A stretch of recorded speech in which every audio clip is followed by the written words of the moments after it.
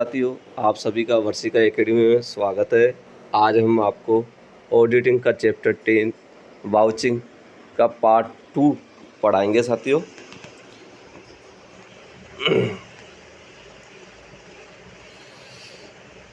आपका चैप्टर 3 है प्रमाणन अर्थात वाउचिंग की संकल्पना, महत्व एवं प्रक्रिया क्या होगी। आज हम आपको बताएंगे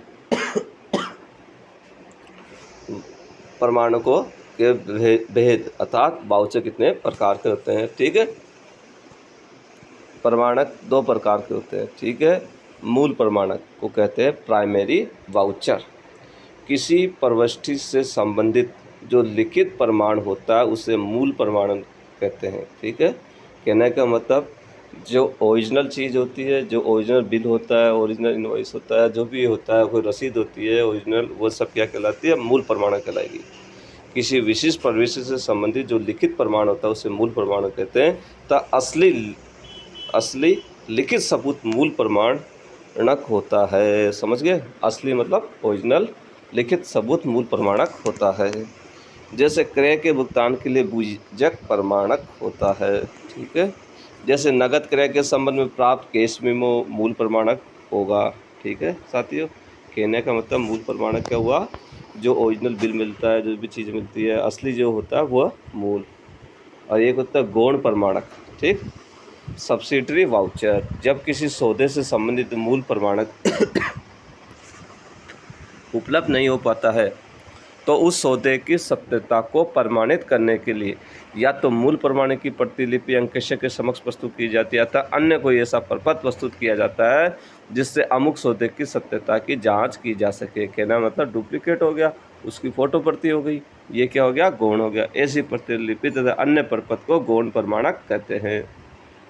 जैसे किसी उधार क्रय के भुगतान का मूल प्रमाणक अर्थात रसीद खो जाने पर इसके गौण प्रमाणक अर्थात बीजक से प्रमाणन किया जा सकता है। नगद भुगतान के लिए प्राप्त रसीद मूल प्रमाणक होगा। अन्य प्रपत्र जैसे बीजक, बिल, साख पत्र आदि गौण प्रमाणक होंगे। ठीक है साथियों, इस प्रकार प्रमाणक के दो भेद होते हैं, मूल और गौण। ठीक है साथियों, अब महत्वपूर्ण चीज़ है प्रमाणन और व नित्य जांच में क्या अंतर है। साथियों, इसमें ऑप्शन ये बहुत इम्पोर्टेंट है, एग्जाम में आपको आता है। देखो, अब हम उद्देश्य की दृष्टि से बात कर रहे हैं। सबसे पहले किससे बात कर रहे हैं साथियों? उद्देश्य की दृष्टि से बात कर रहे हैं, क्या अंतर है उद्देश्य की दृष्टि से। ठीक है, यहाँ ये प्रमाणन हो गया वाउचिंग और ये हो गया नित्य जांच।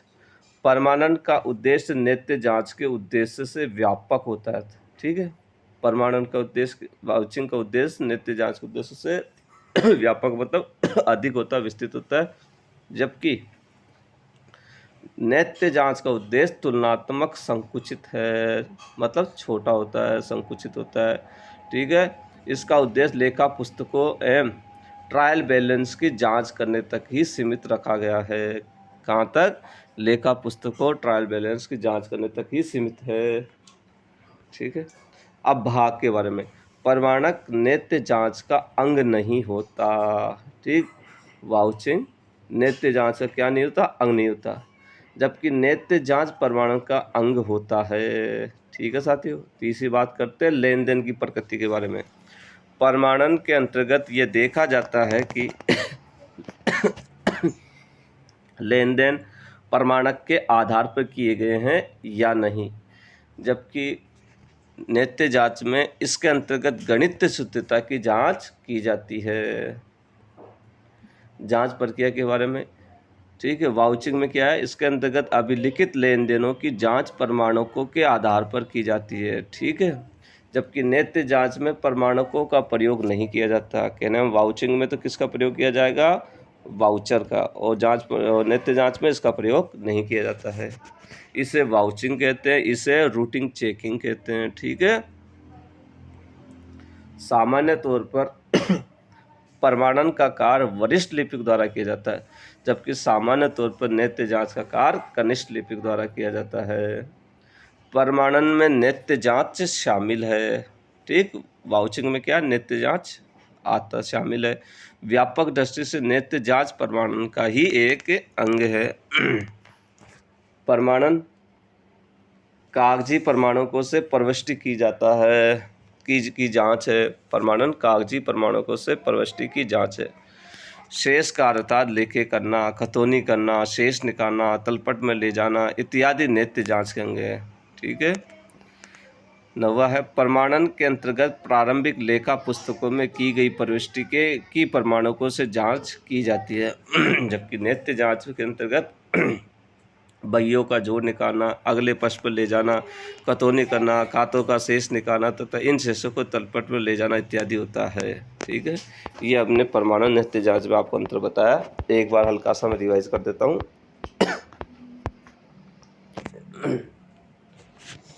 ठीक है साथियों, जैसे परमाणु के उद्देश्य में तो क्या होता है, ये नित्य जांच के उद्देश्य से व्यापक होता है। ये क्या है, संकुचित होता है।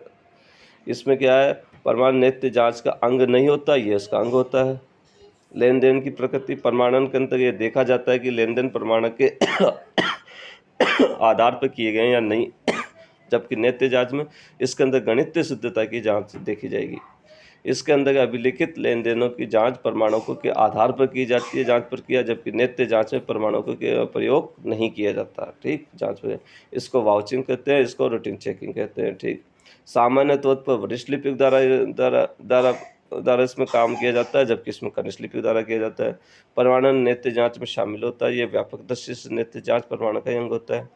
परमाणन कागजी परमाणुकों से प्रविष्टि की जांच होती है, जबकि ये क्या है, शेष का था लेखे करना, खतौनी करना, शेष निकालना, तलपट ले जाना इत्यादि काम होते हैं इसमें।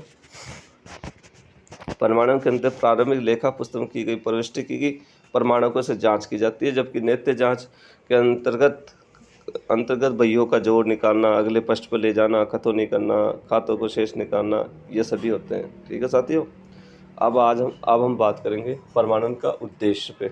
ठीक है, परमाणु के उद्देश्य साथियों जैसे कि लेखों की सत्यता का ज्ञान, लेखों का पूर्ण होना, लेखों का व्यापार से संबंधित होना, लेखों का अधिकृत होना। कहने का मतलब सभी लेन देन जिनका व्यापार से संबंध है पुस्तक में लिख दिए गए हैं, ऐसा कोई भी प्रमाणक नहीं होना चाहिए जिसका लेखा नहीं किया गया होता। कि व्यापार से संबंधित जो हो उन्हीं का लेखा किया जाना चाहिए। ऐसा कोई भी सौदा नहीं लिखा गया है जिसका व्यापार से संबंध नहीं हो। सभी लेखे पूर्ण रूप से अधिकृत हो है या और सही हैं, ये ठीक है, उनके लिए उचित तथा पर्याप्त प्रमाण पर संस्था के पास मौजूद है और वे संस्था के नियमों के अनुसार किए गए हैं। ठीक है, अधिकृत है कि नहीं, ये चीज़ देखेंगे हम। प्रविष्टियों के संबंध में उपस्थित प्रमाणक वेद है, अर्थात वे उचित संबंधी वर्षे हैं तथा व्यवसाय के नाम से हैं, ये सब देखेंगे। प्रमाणकों की उचित आंतरिक निरीक्षण विधि द्वारा जांच कराएंगे। सभी लेखे सत्य हैं, अर्थात प्रत्येक लेखे से संबंधी प्रमाणक संस्था के पास मौजूद है। यदि कोई प्रमाणक उपलब्ध नहीं है तो ऐसी शंका होने पर अंकेशक संस्था के अधिकारियों से आवश्यक प्रमाणक मांग सकता है और प्रत्येक लेखे की सत्यता के संबंध में स्वयं को आश्वस्त कर सकता है। प्रमाणन का प्राथमिक उद्देश्य लेखा पुस्तकों की शुद्धता एवं सत्यता का प्रमाण देना है, ताकि अंकेशक को यह भरोसा हो जाए कि व्यवसाय में जो लेन देन हुए हैं उससे संबंधित किए गए लेखे सही हैं, नियम के अनुसार किए गए तथा लेखे अधिकृत हैं। लेखा पुस्तकों में लेन देन की सभी प्रविष्टियाँ की गई है या नहीं, इस बात की जानकारी प्राप्त करना भी प्रमाणक का प्रमुख उद्देश्य होता है। इसके लिए प्रत्येक प्रमाणक का मिलान किए गए लेखों से किया जाता है। कोई प्रमाणक ऐसा नहीं होना चाहिए जिनका लेखा नहीं किया गया हो। व्यापारिक लेन देन की स्वीकृति अधिकृत व्यक्ति द्वारा होनी चाहिए। ठीक है, अन्यथा मान्य नहीं होगा। कुछ लेन देन ऐसे भी होते हैं जिनका संबंध व्यवसाय से नहीं होता, जैसे कि व्यक्तिगत खर्चे, व्यक्तिगत उद्देश्य के लिए वस्तु की खरीदारी आदि। ऐसे लेखों का ज्ञान प्रमाणक से होता है। वस्तुतः इन लेखों को व्यापार में शामिल नहीं किया जाना चाहिए। ठीक है साथियों, इस प्रकार से ये हमने आपको इसके उद्देश्य बता दिए हैं। एक उद्देश्य को हल्का सा मैं शॉर्ट रूप में रिवाइज कर देता हूँ।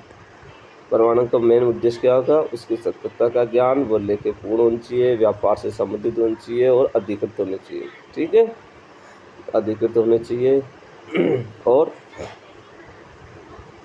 प्रमाणक क्या होना चाहिए, वेद होना चाहिए। ठीक है, उसका और प्रमाणक क्या होना चाहिए, सत्य होना चाहिए। ठीक। इसका प्रमाणक का प्राथमिक उद्देश्य क्या होगा? लेखा पुस्तक की शुद्धता, सत्यता, प्रमाणन देना। ठीक है साथ शॉर्ट रूप में है। व्यापारी लेन देन की स्वीकृति अधिकृत व्यक्ति द्वारा होनी चाहिए। ठीक है, इस प्रकार के ये प्रमाणक उद्देश्य हो गए। ठीक है साथियों, हमने फर्स्ट वीडियो आपको करा दिया, इस सेकंड पार्ट हमने आपको करा दिया।